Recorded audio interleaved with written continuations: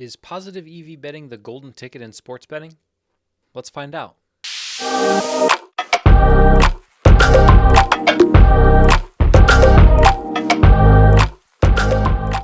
Welcome back to the Green Means Go Betting channel. It's your host, me. As always, thank you so much for being here. We do all kinds of things on this channel, from giving out picks, which I'm no sharp, but it's fun for me, to analysis, to talking about different promotions.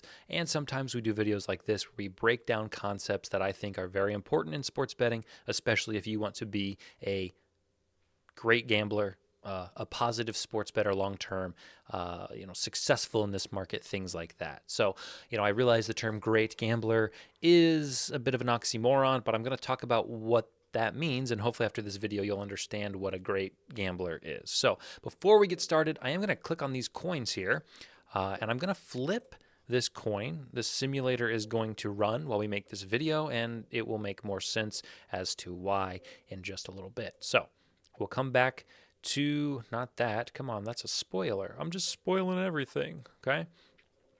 So let's move over here to what we're going to talk about in this video today. So in this video, we're going to cover what EV betting is. It's everywhere. People are talking about it on Twitter, on Discord, on TikTok. So I'm going to explain what that means. I'm going to explain how you can bet EV lines, where you can get your hands on some EV lines.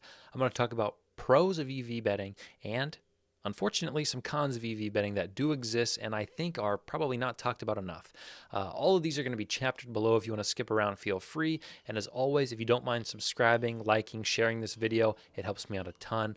I'm trying to continue to grow this channel, and any support helps me so much. So thank you for that. So let's get into it and talk about what EV betting is. So simply put, EV betting is a bet with positive expected value that gives you a greater chance of winning than the odds given by the book.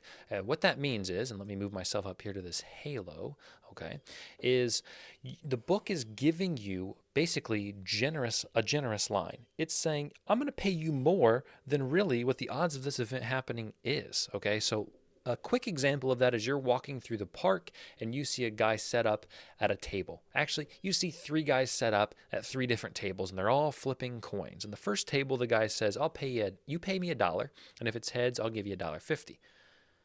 Okay, doesn't seem fair. It actually seems like you're ripping me off, guy at table number one.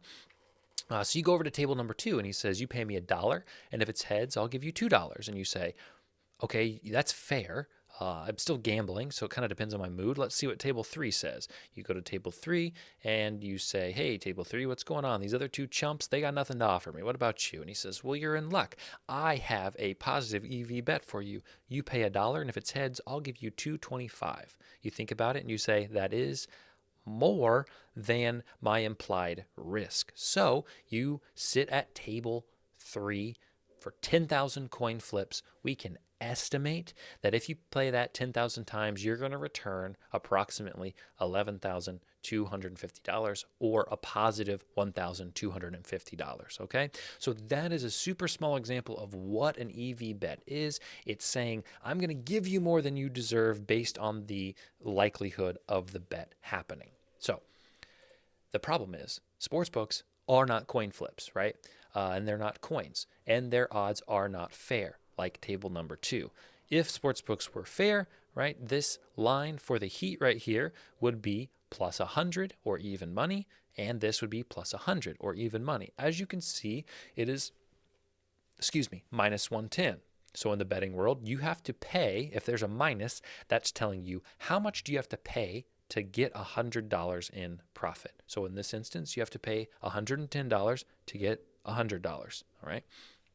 So this is what we call juice or vig in the business, all right? This is basically a tax that the books put on each line so that they can profit, so that they can pay their employees, pay for the infrastructure, etc. And it's usually about 4.5% for each bet. So let's say you're at the park and there's a fourth table that you stumble upon, and he says, you pay me $1 and I'll pay you $1.91. Well, that is what we call FanDuel. That is what we call DraftKings, right? Those are what the sports books are saying to you. So in $10,001 bets, if you bet the Heat 10,000 times plus 8 at $1, not counting the fact that you can push this bet, okay, but you are roughly going to return 9,550, or you're going to lose $450, okay, which if you look here, 4.5%, see how that lines up. All right. So this, technically, every bet you place, in theory, is a negative EV bet, which is why for a professional gambler, right, they need about 53% win rate at minus 110 to break even or profit just slightly. And that is tough to do. Anybody who tells you that they're profiting, sports betting, you should ask, can I see your tracking? Can I see your data? Because that is incredibly impressive if you are able to win at that rate over a long term. So that is just some background. So you may be looking at this and you may be saying, okay, cool. So you've just ruined everything for me. I am not betting anything of value. How can I find things of value? So I've included some resources here for you guys. These, all but this last guy, which I'll cover up for now, are accounts on Twitter that I think are some of the best places to look when looking for EV bets. So we have EV Bets Indiana, we have ROI Guy or ROI Guy 123. We have Bankroll Guy Arizona, and plus EV Iowa. All these guys tweet daily. They talk about different promotions. They talk about different boosts. They break down different bets, and they explain to you what is the value. How much of your bankroll should you be putting on it? Really good information and insight. Not saying you have to bet everything they bet, but just learning about that stuff will help you become a better. So EV Bets Indiana and ROI Guy also have Discords that you can pay to join. They charge monthly, but it gives you, access to lines that they may not post on their Twitter, or lines that may, die quicker, as they say, lines that are available for a little bit and then they're gone because books adjust. So also an option. These guys are super responsive. I talk to all four of these guys almost daily in a Discord. So I know them. Now, we've never touched skin, perhaps, but I would like to say that I speak for them in that if you ever have a question, reaching out to them is definitely reasonable. Now, this last guy, Spanky, is not necessarily a guy that's going to talk about EV, but he is a professional sports bettor, and I think he is really cut and dry, tells you like it is, and I've learned a lot from him. So if you want to check him out too, I don't think that is a bad idea, even though his newest tweet out would probably scold me, which is why I'm saying, again, I'm not a sharp when I talk about my picks, my analysis. I'm doing this for entertainment, and hopefully we win a little bit. But go check out that thread. It's pretty interesting. So, besides these guys, what can you do? You can look at these two paid services, OddsJam and Dark Horse. Not going to talk too much about them, but they are services where you pay a fee and it lists all the lines from every book. So you don't have to manually go through, 8 or 9 sports books and see what the lines are. So check them out. They also are pretty good with customer service and support. They'll respond to emails pretty quickly. So if you're serious about this and you think, you can overcome the hurdle of, $50 to $100 a month that these books may cost in what they're going to, return to you, check them out. But, if you're just getting into this, I wouldn't worry about this too much right now. I would, however, worry about these things. So how can you place positive EV bets? The easiest way you can do this is by looking at all the books and checking out the promotions. Dinger Tuesday, very famous FanDuel promotion. No sweat bets are across every book. Okay, you bet a line, and if you don't win, we'll give you your money back in free bets. Also, profit boosts and boosts in general are a great way to add value to your portfolio. So that's where the Twitters come in handy. If you don't want to check every day, following them on Twitter, they'll call out some of these things. Those are huge. The other thing you can do is what's called line shopping. So I want to show you this. This is a screenshot from OddsJam. If I can get out of this real quick, make this picture a little bigger. This is a screenshot from OddsJam. Actually, when I was making this video, I went and I found this. And I want you to look at this real quick and just tell me what line has value. So if you look at all these, okay, best odds 135, average odds 115. Okay, so most books say it's less likely that he makes 2 threes than he doesn't make 2 threes. All right. Then I look down here and you see, okay, so the average odds are minus 140. So it's more likely that he does not hit 2 threes, except we got a plus 135 here. PointsBet is offering plus 135 on this bet. This bet right here is positive EV. Now, a caveat. This is a mistake, all right? this was an error. They flipped these odds around. And PointsBet does this all the time, okay? And that is why I can't bet a nickel at PointsBet. They will not accept my action at all. Now, they just got bought by Fanatics, so was it a big deal? And no. But I have hit too many of these lines, and they've caught on, and they've said, you know what, you're not allowed to play. You're not allowed to play on our playground anymore. You go over there and play in the grass with the weeds, right? So be careful. You know, it's not all sunshine and rainbows when you take a bet like this. There are risks, and that risk is being limited or being excluded from a book. So in general, you know, that's your warning, but that is a positive EV bet. That bet has value in terms of the probability that it occurs, okay? The last thing that you can do, and I'm going to say that 99% of people aren't going to do, but it's something to keep in mind, is developing a model or a system. So that is where you simply, you know, take data and you take your knowledge and you take your time and you build something, usually in Excel, and you simulate games and events, and it spits out a probability of things happening, and then you compare that to the lines and you say, okay, now based on my model, that bet is either EV or it's not. Okay, FanDuel's line is saying that, you know, it's even odds for the Heat to cover +8, but in my simulation, they're covering +8 70% of the time, right? So now +8 is a fantastic bet. Okay, I would be wary of this just because people are going to talk about their model or their system. And I don't want to discredit anybody, and I don't want to talk poorly about anybody because we're all here for the same reason. But I think that a lot of times models are not tested as much as they should be for a lot of people, and they really aren't vetted like they need to be. 1 year of baseball is not a model. Okay, you need years and years and years of data to figure. Rules change and things change, so just be careful. Know it's possible. Okay, I know people that have models that are proven and have showed me, the spreadsheets and the data and how they're pulling data, and it's like, okay, that's a model I trust. And then there's people on TikTok that are like, oof, I got a model, bro. Bro, you've been cashing big tickets, bro. Just be careful. Just be careful. Okay. So I want to show you a quick example of a EV bet that I placed last night and kind of walk you through my mentality on this. So this was last night. Last night, the Heat were playing, and at halftime, Underdog, the book, sent out this promotion, and they were offering Butler over 9.5 as a line, okay, at fair odds at -110. Well, he already had 9 points, so he had to score one more time in the second half. So, most people are going to look at this and say, this is a lock. This is going to happen, which I think is fair.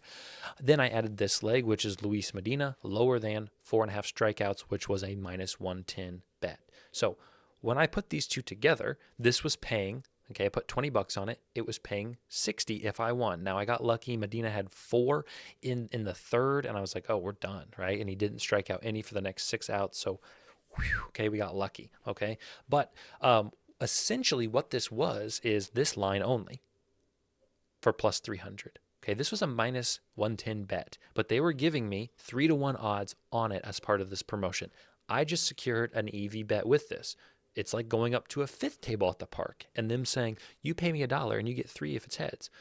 Everybody would take that, okay? And that's what I did for this. So this is just an example. These things pop up pretty frequently. So keep your eyes out for these across all types of books. Okay, so let's talk pros. What are the pros of positive EV betting? I think it's pretty obvious. I'm going to put these dots right beside my head. You have the mathematical advantage in the long term. It is the equivalent of card counting in sports betting. We all hear these stories about blackjack players who are card counters and they get kicked out of casinos. That's what it's like being limited. But, I always looked up to that. It's like so cool. Like you just learn this system and you can make money over the long term, right? And it is somewhat dreamy and idealistic, but that's the best comparison. Okay, and obviously the more bets you place, the higher probability that you do come out ahead. Let's talk about the cons now. And I'm going to take a drink before this because we gotta really lock in here for these cons.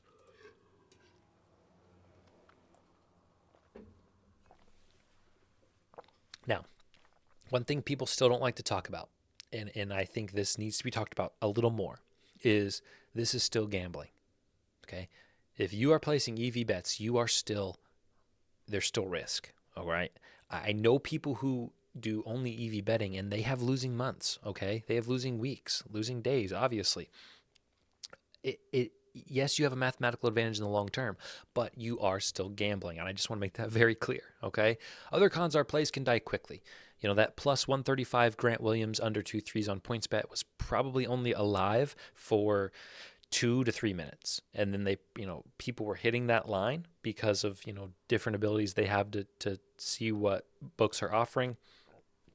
And when PointsBet and when any book takes a large volume on a line in a short time, it alerts their system, right? And so they pulled that line. So those things can die quickly. They're not out there forever. My biggest question, and probably what people will refer to me as a skeptic, or this is my negativity coming out, is what is long term in this space. Because that's what EV betting requires. So let's say I take that Grant Williams line at plus 135 and it loses. And then tomorrow another line pops up like that and I take it and it wins. And then the next day another one comes out and it loses. And another one comes out and it loses. And I have this really bad variance for a few days. And PointsBet is looking at my account and he's saying, holy smokes, this cat is getting crazy closing line value. He is destroying our books. He is getting EV bets left and right, because they do see that stuff. And they say, we're shutting him down, right? They just shut me down. And I was negative, okay? That has happened to me, all right? I've bet EV lines at Barstool, and I was down on their book, okay? And they limited me, all right? So you have to be aware that even though you may be getting EV lines, all right, and you may say, I'm losing week after week, but I just got to ride it out. I think that's reasonable, but you also have to consider that there may not be any riding it out. So keep that in mind in terms of your bankroll, how much you're willing to risk, because long term may not exist in the same way that you think it would, okay? Along with that is just the emotional toll of big swings. Some people can handle this better than others. I can't, all right? Winning $100 does not feel as good as losing $100 hurts. When I lose $100, I am mad. I'm upset. I'm frustrated for hours. When I win $100, I say, awesome. What's the next bet, right? And that is something I have to work on mentally, and I'm admitting that about myself, and I think acknowledging that is helpful. But some people are able to turn off all emotions and say, this is math, here I go. And they don't care, okay? Because they know in the long run they'll be fine. I can't do that, okay? So that is why I have a very specific set of rules for the plays I take, and why I would encourage you to do the same. Last thing, a con, is kind of relying on books to be sharp. People are going to say Pinnacle is the sharpest book, Circa's the sharpest book. This line on DraftKings is off from all these other books, so DraftKings has to be value. I'm not going to go too much into this, and I think majority of the time that is a correct way of thinking, but I think there are other times where it's easy and trying to be quick to bet a play that isn't valuable, because maybe, DraftKings shifted first. Maybe there was news or something released and DraftKings shifts. Now they're the only book that has a line like this, and you're thinking, oh, there's value, and you slam it, and then all the other books adjust to it, right? So all these things you got to look out for when it comes to EV betting. So what do I do? Okay. And we'll talk about that in a second. So as an intro to that, my advice to you is to create your own playbook for EV betting. So this is your money and your life. Everyone's risk tolerance varies, okay? We all have the same goal, and that's to make money. And your peace of mind may be worth money. For me, it is, all right? As crazy as it sounds, I would rather be at the end of the month up $1,000 and not stressed at all than up $1,200 and every day is just a roller coaster, okay? And those are just hypothetical numbers. If you say, but would you rather be up 5,000 with a roller coaster? Yeah, okay? So it all just kind of depends, and you have to figure that out. And I've been doing this for 2.5 years, and so I've gotten to a point where I'm comfortable figuring it out, and here's what I figured out for myself. And again, you can tweak this however you need to. So what is my playbook? All right. As a background, if we're talking a 1 to 10 risk scale, 1 is super conservative, 10 is let's just bet everything with any value all the time, full bank, just max. I'm a 3. Okay. So I am risk averse for the most part. So generally, I go for a 10% EV minimum. If I'm really shelling out, money, 10% EV minimum is what I'm going to shoot for. and then you can get into bankroll management, and the bigger the EV, the more money you should put on it, or, but then, there's a lot to talk about, and that's for another video. But keep in mind that not all value is created equal. We can talk about that later. So, for example, my underdog play of -110 to win 300 was 110% EV. Okay, nasty EV. So I was content letting that $20 ride, knowing that every time that pops up, if I take, close my eyes and pick a guy, if I do that 100 times, I'm going to come out ahead. All right. So I was content to let that ride. Would I have been upset if I lost? Maybe. Okay. But, that's just a rule I have for myself. Converting free bets, I think, is huge. So think of it this way. If you have a $10 risk-free bet like we do on on DraftKings today, MLB No Sweat Bet. If you bet something at plus 100 to win $20, knowing that you're going to convert that free bet when you get it. So let's say you lose and you convert it at 80%. All right, another video, if you don't know how to convert free bets, we can talk about that. Let's say you convert it at 80%. So you only lose $2. What you're basically doing is saying, I'm betting $2 to win $20, which is plus 1,000 odds. Okay, do you see how that value increases? Do you see why those risk-free bets are valuable? Now, are they valuable without converting? Sure, because you're going to still get a free bet to use, but I like to look at it this way. It helps me think about everything. So converting free bets is something I do. And the last thing is, am I going to be mad if this loses? I ask myself that. Okay, would I look at this if it lost and say I would still take that bet every time? If the answer is yes, then I'll bet it. If it's no, then I won't. The number one thing I hate is if I don't like a play, but someone says it's EV, and then I trust it and I take it, and it doesn't hit, I'm like, I didn't like the play, right? I would rather be right. Okay, let me rephrase that. I hate being right and losing money, okay? So, again, I'm not a sharp, but just mentally, it's hard for me to be like, I really like the Heat +8. But Boston -8's EV, I got to take it. And then you take it, and you're like, gosh, I like the Heat +8. Why did I take that line? Okay. Some people aren't like that. That's totally fine. Okay. The math is more important to them. Absolutely get it. Okay. But that is just a rule I have for myself. And there are no right or wrongs. Okay. So, how are the coins doing? Let's take a look. Heads coming out about 56% of the time, 55. Okay. So, again, that's only 101 bets placed. Heads is out a little bit ahead of here. Obviously, the more you do this, the higher, the closer to 50% it's going to be. But I just wanted to kind of give it a quick example of, how over time it comes back to that 50%. So, as always, I appreciate you guys sticking around watching the video. If you have any questions, I'm happy to answer them. My Twitter is Green Means Go Betting. You know where to find me on YouTube, TikTok, Green Means Go Betting. So go ahead and check those things out. Appreciate you guys for stopping by, and we will talk to you on the next video.